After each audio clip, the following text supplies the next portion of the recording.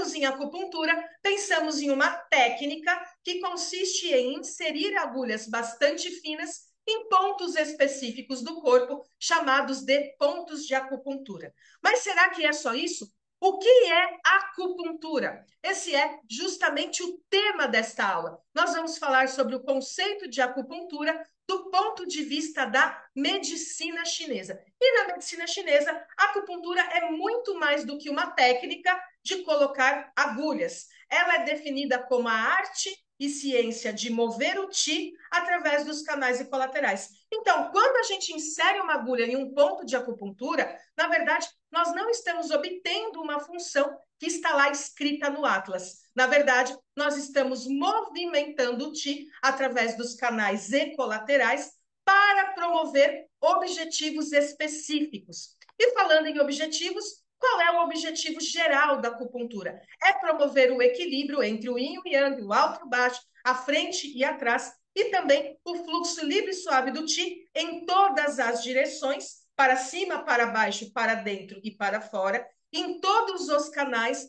lembrando que o qi percorre todos os canais de uma forma específica, e também o funcionamento harmônico de todos os órgãos e vísceras. Ou seja, quando a gente fala de objetivo de acupuntura, é harmonizar o corpo em todos os sentidos. Direcionamento do qi, equilíbrio do yin e do yang, alto e baixo de partes do corpo, equilíbrio do fluxo de qi pelos canais e colaterais, e também o funcionamento, a fisiologia normal de todos os órgãos e de todas as vísceras. Mais uma vez, vai muito além do que colocar uma agulhinha no paciente e esperar algum resultado. Então, a sua prática consiste no agulhamento e manipulação de agulhas muito finas em pontos específicos do corpo, com o objetivo de tratar ou prevenir doenças. Então, a prática, sim, é colocar agulha. Mas a acupuntura não é colocar agulha. A acupuntura é a arte e ciência de movimentar o qi através dos canais e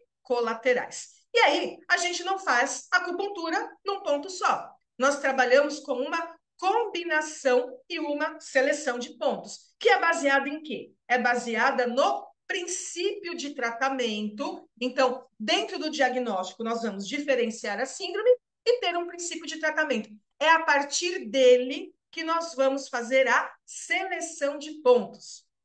Ficar somando pontos de acordo com a função do Atlas. Então, o paciente tem dor de cabeça. Bota lá, esse ponto é bom para dor de cabeça. Esse também, esse também. Não, o paciente também tem azia. Então, vamos lá. Procura pontos para azia. Esse ponto é bom, esse também. E vai somando? Não, não é esse o objetivo de seleção de pontos na definição de acupuntura dentro da medicina chinesa. A gente vai se basear no princípio de tratamento e também no que você deseja fazer com o qi. Afinal de contas, se a acupuntura é a arte e ciência de movimentar o qi, o que a gente precisa pensar na prática clínica é o que eu quero fazer com o qi. Eu quero mandar o qi para determinado órgão para que ele volte a funcionar adequadamente. Eu quero mandar o qi para longe daquela região, porque ali tem um acúmulo, tem excesso. Então, eu preciso fazer esse qi sair da região e voltar a circular de forma livre e suave. O que eu quero fazer com o qi? Esta é a pergunta que todo acupunturista deve ter na sua cabeça ao fazer uma seleção de pontos e um tratamento com acupuntura.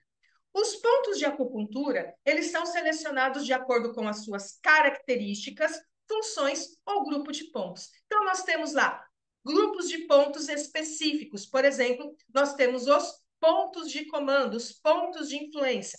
Pontos com características únicas. Olha, esse ponto é ponto poço, ele é ponto madeira de canal terra, e por isso ele vai ter funções específicas. E também aquelas funções empíricas, que elas não são explicáveis nem pelas categorias e nem pelas características, mas que são empíricas, ou seja, vistos ali na prática. Olha, esse ponto é bom para isso. Por quê? Testamos por mais de 1000 anos e todas as vezes tivemos resultados. Então, a gente vai fazer essa seleção de pontos com base nessas informações, mas mais do que isso, pensando no princípio de tratamento e o que queremos fazer com o qi. Além disso, a gente pode pensar também em técnicas específicas. Ao longo dos anos, ao longo do desenvolvimento da medicina chinesa, vários profissionais criaram técnicas. Então, eles testaram várias combinações e chegaram, olha, essa técnica funciona, ela deve ser feita exatamente desta forma, nesses pontos específicos. Por exemplo, nós temos o método das 3 agulhas, técnicas específicas de agulhamento e técnicas e combinações clássicas, que são combinações de pontos muito conhecidas, muito utilizadas e muito efetivas. Aí a gente vai utilizar a forma de agulhamento, a forma de manipulação específica dessa técnica ou dessa combinação de pontos. A forma de agulhamento e a profundidade, ela não é única, ela vai variar de acordo com a região do corpo, o canal relacionado e o princípio de tratamento. Então, não existe receita de bolo relacionado a agulhamento. Olha, agulhamento sempre tem que ser perpendicular. Não, o agulhamento tem que ser oblíquo no sentido ou contra o canal. Depende. Por quê? Existem regiões do corpo, por exemplo, o tórax, que eu não posso fazer um agulhamento perpendicular. Eu posso causar um pneumotórax. Então, são regiões onde o agulhamento ele precisa ser oblíquo e muitas vezes ele também não pode seguir o fluxo contra ou a favor do tido canal. P1, P2 são pontos que a gente vai agulhar no sentido oblíquo, para fora e para trás. Isso para ter segurança no agulhamento. Não quer dizer que o ponto não vai funcionar. Ele vai funcionar porque existe algo chamado manipulação. Então, não é só agulhar. A gente tem as formas, a gente tem as receitas, as técnicas de agulhamento, mas é importante que o profissional esteja aberto a outras possibilidades. Entenda que forma de agulhamento e aprofundamento vai depender muito do que se quer fazer com o Ti no paciente. Um agulhamento mais superficial, muitas vezes, ele vai atingir a zona cutânea. Um agulhamento mais profundo vai atingir canal principal. Só que em algumas regiões do corpo ou algumas pessoas, não posso ter um agulhamento muito profundo. Então, eu vou ter que atuar de acordo com a região, aquilo que eu quero fazer e também o canal relacionado. Cada canal está numa profundidade diferente do corpo. Então, se eu quiser agulhar, por exemplo, o joelhinho, canal do fígado, eu preciso aprofundar mais a agulha do que se eu quiser, por exemplo, agulhar o canal da bexiga, que é o Taiyan, é o canal mais externo que nós temos. Então, tudo isso, toda essa construção teórica, ela é essencial para a boa prática clínica e, consequentemente, do agulhamento. De regra geral, você pode considerar que a ponta da agulha direciona o ti. Então, lembra da questão da acupuntura ser o que eu quero fazer com ti no corpo do paciente? Pois então, a primeira forma que você pode pensar para o agulhamento na direção da agulha é a ponta da agulha direciona o ti. Então, se eu quero mandar o ti para cima, eu posiciono a agulha para cima. Se eu quero mandar o ti para baixo, para a região do pé, eu posiciono a agulha para baixo. Claro que isso vem com bastante prática clínica e bastante estudo, mas essa aí é a regra geral. Um outro aspecto que é muito importante, eu diria até essencial na prática da acupuntura, é a chegada do Ti, é o touch, é aquela sensação que o paciente tem e o profissional também. O paciente, ele sente muitas vezes como um choque, um desconforto, e o profissional, ele sente como se o peixe tivesse fisgado um anzol. Então, ele sente que a agulha fica mais dura e depois ela fica mais leve. É uma sensação também bastante sutil que provavelmente você só vai ter conforme vai tendo mais experiência prática. Mas o Teti, ele é essencial. Porque se eu quero movimentar, se eu quero fazer alguma coisa, primeiro eu preciso ter alguma coisa. Ah, eu quero tomar água. Primeira coisa que eu preciso fazer para tomar água é ter uma garrafa de água. Eu preciso ter água para tomar. Eu não tenho como falar, ah, eu quero tomar água, mas a água está lá na outra sala. Não tem como funcionar. Então, antes de ter algum efeito na acupuntura, é preciso ter o teti. Agulhei, manipulo, obtenho o teti. Então, eu chamo o teti para o local que eu estou agulhando, para que depois ele possa ser direcionado. A acupuntura é a arte e ciência de mover o ti através dos canais e colaterais. Não é colocar agulha de acupuntura em ponto específico e esperar algum resultado mágico. Não é sobre isso. E aí, depois do tetim, a gente tem o estímulo, que é também muito importante. Não basta ter o tetim. O tetim eu chamo. Depois que eu chamei, eu preciso ter alguma ação. Eu preciso direcionar. Então, se eu quero tomar água, eu tenho que abrir a tampa e tomar água. Se eu toco a sua campainha, não adianta eu tocar a campainha para falar que eu tô ali e sair correndo. Não. Eu preciso esperar e você precisa vir até o portão para me receber ou abrir o portão para mim. Então, é nesse sentido. Não basta a chegada do petit, não basta a chegada do ti. Depois, eu preciso direcionar, eu preciso fazer alguma coisa com ele, senão ele fica ali. Cheguei, e agora? O que eu faço? Não sei, não fez nada. Para isso, a gente tem as manipulações, que são as formas de movimentar, de direcionar o ti da forma desejada.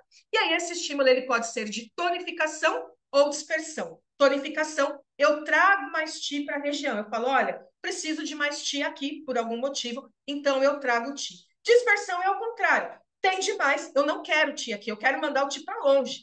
Então eu vou dispersar, eu vou mandar embora, eu vou movimentar. Vai para longe, porque aqui não. Aqui você está prejudicando o paciente. E aí, a gente pode ter a manipulação basicamente em rotação ou então pistonagem. Claro que aqui nós não vamos falar com muitos detalhes sobre isso, porque existem aulas específicas sobre esse tema.